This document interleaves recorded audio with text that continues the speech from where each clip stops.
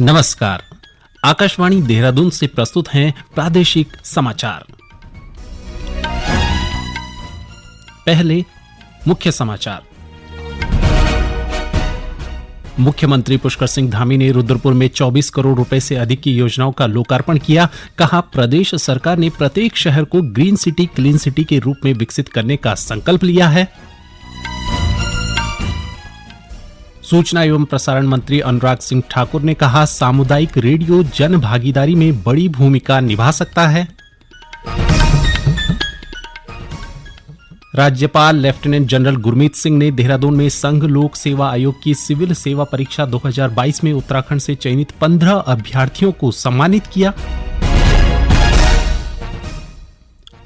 और मौसम विभाग ने 27 जुलाई तक प्रदेश के अधिकांश जिलों में बारिश का येलो अलर्ट जारी किया। पशुपालन मंत्री ने बागेश्वर में आपदा की स्थिति को देखते हुए अधिकारियों को सतर्क रहने के निर्देश दिए।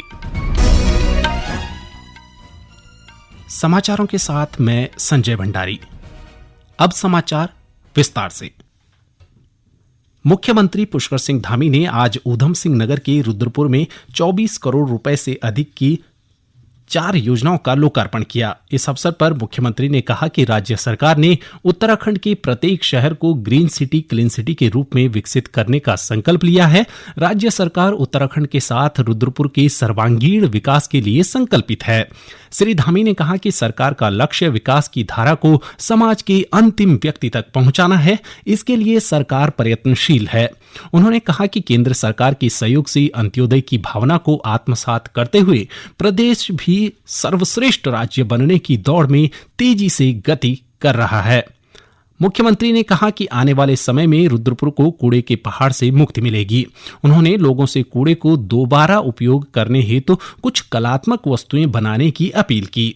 इस बीच पत्रकारों से बातचीत में मुख्यमंत्री ने बताया कि आपदा की स्थिति में जिलाधिकारियों को राहत और बचाव अभियान के कामों का नेतृत्व करने के निर्देश दिए गए हैं।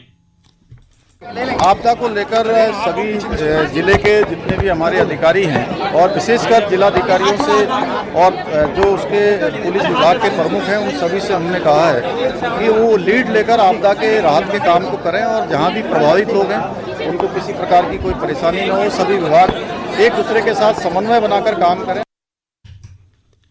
कार्यक्रम में केंद्रीय पर्यटन एवं रक्षा राज्य मंत्री अजय भट्ट ने कहा कि प्रदेश के मुख्यमंत्री युवा, सूझबूझ और दूरगामी सोच रखने वाले व्यक्ति हैं। उन्होंने कहा कि मुख्यमंत्री के नेतृत्व में उत्तराखंड का चौमुखी विकास हो रहा है और राज्य के अंतर्गत ऐतिहासिक कार्य हो रहे हैं। आज राष्ट्रीय प्रसारण दिवस है। वर्ष 1927 में इसी दिन बॉम्बे स्टेशन से एक निजी कंपनी इंडियन ब्रॉडकास्टिंग कंपनी के तहत पहला प्रसारण हुआ था। 8 जून 1936 को इंडियन स्टेट ब्रॉडकास्टिंग सेवा को ऑल इंडिया रेडियो नाम दिया गया। अगस्त 1937 में केंद्रीय समाचार संगठन अस्तित्व में आया। इसी वर्ष ऑल इंडिया रेडियो को संचार विभाग के तहत लिया गया और 4 वर्ष बाद यह सूचना और प्रसारण विभाग के अंतर्गत आ गया। सूचना एवं प्रसारण मंत्री अनुराग सिंह ठाकुर ने कहा है कि सामुदायिक रेडियो जन भागीदारी और जन आंदोलन में बड़ी भूमिका निभा सकता है। दिल्ली में क्षेत्रीय सामुदायिक रेडियो सम्मेलन का उद्घाटन करते हुए उन्होंने कहा कि समुदायों तक सूचना के प्रसार में सामुदायिक रेडियो ने बड़ा योगदान दिया है। केंद्रीय मंत्री ने कहा कि सामुदायिक रेडियो को लाइसेंस जारी करने की प्रक्रिया आसान बना दी गई है। श्री ठाकुर ने कहा कि वायु तरंगें सार्वजनिक संपत्ति है और इनका उपयोग जनता के उत्थान और फायदे के लिए किया जाना चाहिए। कम्युनिटी रेडियो स्टेशन देश के कोने कोने में देश के लोगों तक उनको जागरूकता भी कर रहे हैं, उनकी समस्याओं का समाधान भी कर रहे हैं और स्वस्थ, स्वच्छ और सुंदर भारत बनाने के लिए भी आपके अनेक अभियान चल रहे हैं। यही नहीं, अगर संख्या की बात की जाए तो 142 कम्युनिटी रेडियो स्टेशन हमारे 2014 में थे, लेकिन मात्र 9 वर्षों में ये 140-42 से बढ़कर 448 हो गए हैं। यह दिखाता है कि इसकी कितनी मांग बढ़ रही है, कैसे लोकप्रिय हो रहे हैं। लेकिन सबसे बड़ी बात यह है कि कम्युनिटी रेडियो स्टेशन हर जिले में होना चाहिए। इस अवसर पर केंद्रीय मंत्री ने राष्ट्रीय सामुदायिक रेडियो पुरस्कार भी प्रदान किए। प्रदेश में चार धाम यात्रा सुचारू रूप से चल रही है। अब तक 35,88,000 से अधिक तीर्थयात्री चार धाम और हेमकुंड साहिब के दर्शन कर चुके हैं। सर्वाधिक 11,66,000 से अधिक केदारनाथ, जबकि बद्रीनाथ धाम में 11 लाख से अधिक श्रद्धालुओं ने पूजा अर्चना की है। वहीं उत्तरकाशी स्थित गंगोत्री और यमुनोत्री धाम में लगभग 12 लाख श्रद्धालु दर्शन के लिए पहुंचे हैं। उधर 1,31,000 श्रद्धालुओं ने हेमकुंड साहिब की यात्रा की है। चार धाम यात्रा मार्गों पर प्रशासन ने यात्रियों की सुविधा के लिए पर्याप्त इंतजाम किए हैं। बद्रीनाथ और केदारनाथ मार्गों के अवरुद्ध होने की स्थिति में तीर्थयात्रियों की सुविधा के लिए बद्री केदार मंदिर समिति ने अपने विश्राम गृहों में निःशुल्क रुकने की व्यवस्था की है। यह समाचार आकाशवाणी के देहरादून केंद्र से प्रसारित किए जा रहे हैं। ताजा समाचार के लिए आप हमारे फेसबुक पेज आकाशवाणी समाचार Uttarakhand, Twitter handle @AIR News_DDN को फॉलो कर सकते हैं। साथ ही यूट्यूब चैनल आकाशवाणी समाचार उत्तराखंड को सब्सक्राइब और आकाशवाणी की वेबसाइट www.newsonair.gov.in/उत्तराखंड पर लॉग इन कर देख सकते हैं। राज्यपाल लेफ्टिनेंट जनरल गुरमीत सिंह ने आज देहरादून स्थित राजभवन में संघ लोक सेवा आयोग की सिविल सेवा परीक्षा 2022 में उत्तराखंड से चयनित 15 अभ्यर्थियों को सम्मानित किया। इस अवसर पर राज्यपाल ने कहा कि युवा अधिकारियों के कार्यकाल में ही भारत को विकसित राष्ट्र और विश्व गुरु के लक्ष्य को प्राप्त करना है।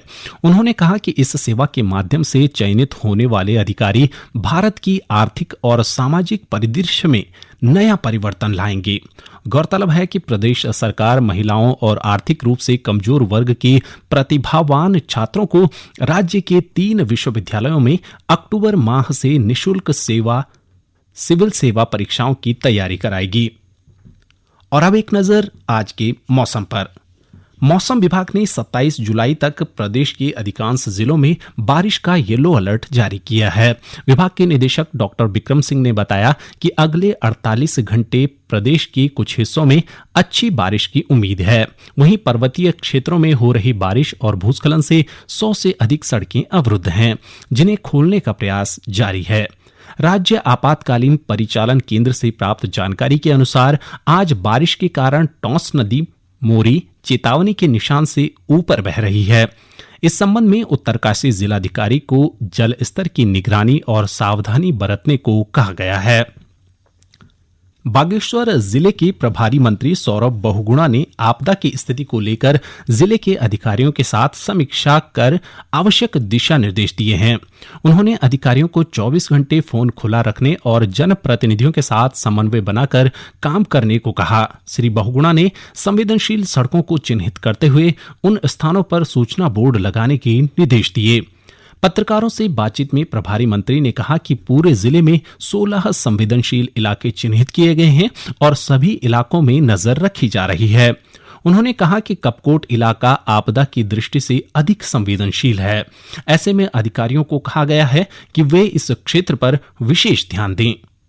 16 ऐसी रोडें हमने चिन्हित करी है जो लैंडस्लाइड रोड है, जहां पर लगातार मलबा गिर रहा है, लेकिन उसको साफ कर दिया जा रहा है जेसीबी से। मैंने स्पष्ट रूप से आज निर्देश यही दिए हैं कि जो सक्रियता है वो कम ना हो और लगातार जो हमारे आपदाग्रस्त क्षेत्र है, और कपकोट एक ऐसा ब्लॉक है हमारा जो हमेशा आपदा से ग्रस्त रहता है, तो एक्स्ट्रा फोकस कपकोट पे रखे और इंस्टेंट रिलीफ प्रोवाइड करी जाए। ये ना हो कि आपदा आ जा रही है और 15 दिन बाद उनको रिलीफ मिल रही है। गढ़वाल सांसद तीरथ सिंह रावत ने आज चमोली करंट हादसे से प्रभावित परिवारों से मुलाकात की। उन्होंने कहा कि सरकार पीड़ित परिवारों की हर संभव मदद करेगी। श्री रावत ने बताया कि घटना में दोषी लोगों के खिलाफ सख्त कार्रवाई की जा रही है। सांसद ने गोपेश्वर में हादसे में झुलसे आनंदलाल का भी हाल जाना। आनंदलाल ने बताया कि हादसे में उसके 7 परिजनों की मृत्यु हो गई। उधम सिंह नगर के खटीमा में 4 वन्यजीव तस्करों को गिरफ्तार किया गया है। तस्करों के कब्जे से 1 बाघ की खाल और करीब 15 किलोग्राम बाघ की हड्डी बरामद की गई है। गिरफ्तार किए गए चारों तस्कर पिथौरागढ़ स्थित धारचूला के रहने वाले हैं। एसटीएफ के वरिष्ठ पुलिस अधीक्षक आयुष अग्रवाल ने बताया कि तस्करों से बरामद बाघ की खाल की लंबाई लगभग 11 फीट है। उत्तराखंड बोर्ड की हाई स्कूल और इंटरमीडिएट की अंक सुधार परीक्षा 7 अगस्त से आयोजित होगी। इसके लिए उत्तराखंड विद्यालयी शिक्षा परिषद ने परीक्षा कार्यक्रम जारी कर दिया है। परीक्षाएं 7 अगस्त से 12 अगस्त तक आयोजित की जाएंगी। अंत में मुख्य समाचार एक बार फिर। मुख्यमंत्री पुष्कर सिंह धामी ने रुद्रपुर में 24 करोड़ रुपए से अधिक की योजनाओं का लोकार्पण किया। कहा, प्रदेश सरकार ने प्रत्येक शहर को ग्रीन सिटी क्लीन सिटी के रूप में विकसित करने का संकल्प लिया है। सूचना एवं प्रसारण मंत्री अनुराग सिंह ठाकुर ने कहा, सामुदायिक रेडियो जन भागीदारी में बड़ी भूमिका निभा सकता है। राज्यपाल लेफ्टिनेंट जनरल गुरमीत सिंह ने देहरादून में संघ लोक सेवा आयोग की सिविल सेवा परीक्षा 2022 में उत्तराखंड से चयनित 15 अभ्यर्थियों को सम्मानित किया। और मौसम विभाग ने 27 जुलाई तक प्रदेश के अधिकांश जिलों में भारी बारिश का येलो अलर्ट जारी किया है। पशुपालन मंत्री ने बागेश्वर में आपदा की स्थिति को देखते हुए अधिकारियों को सतर्क रहने के निर्देश दिए। इसके साथ ही प्रादेशिक समाचार का ये बुलेटिन समाप्त हुआ। नमस्कार।